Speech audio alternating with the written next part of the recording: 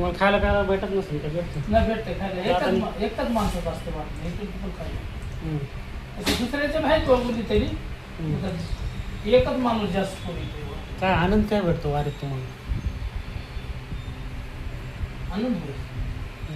पण आनंद सांगता येत नाही बघा. मग आठवण कशाचीच येत नाही, सुख तर काहीच नाही, आणि कर्मत आहे तर म्हणतात बस बघायचं सोय नाही.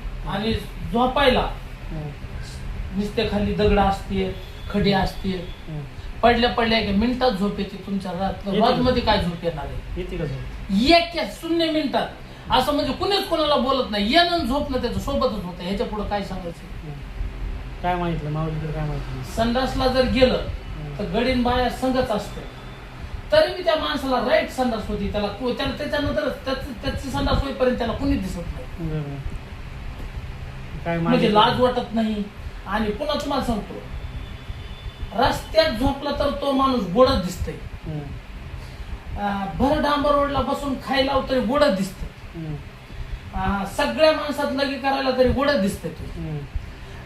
संडासला बी असा माणसात साईडला बसला तरी गोड. म्हणजे तिथं असं हे गोड दिसत नाही असं नाहीच.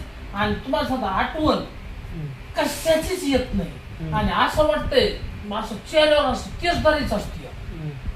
आणि ते मनात शरीरात असा आनंद असते. आता कशाचं असतंय काय नाही हे काही कळत नाही. मग शरीरात म्हणजे असं टेन्शन म्हणताल किंवा बोर म्हणताल, असा आनंद असतो.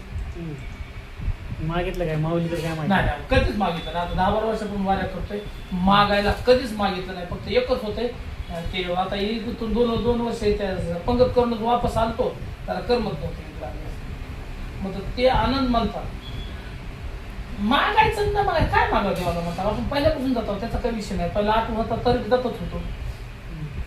मग ते मागायला काय, बरं मागितल्याला काय भेटत असतं? फक्त आपली आपली श्रद्धा ठेवायची. मग एक काय रामसर, प्रत्येक माणसाला देव एकदा बघायला भेटते, एवढं खरं वाटतं. म्हणजे कसा बघायला भेटते की फक्त त्याचा बोध घ्यावा लागतो की आपल्या समोर असं काही घडणार आणि ते काहीच नाही होणार. मग असं समजायचं तिथे एक आपल्याला चमत्कार बघायला भेटला. बरोबर. तुम्ही व्हिडिओ काढायचा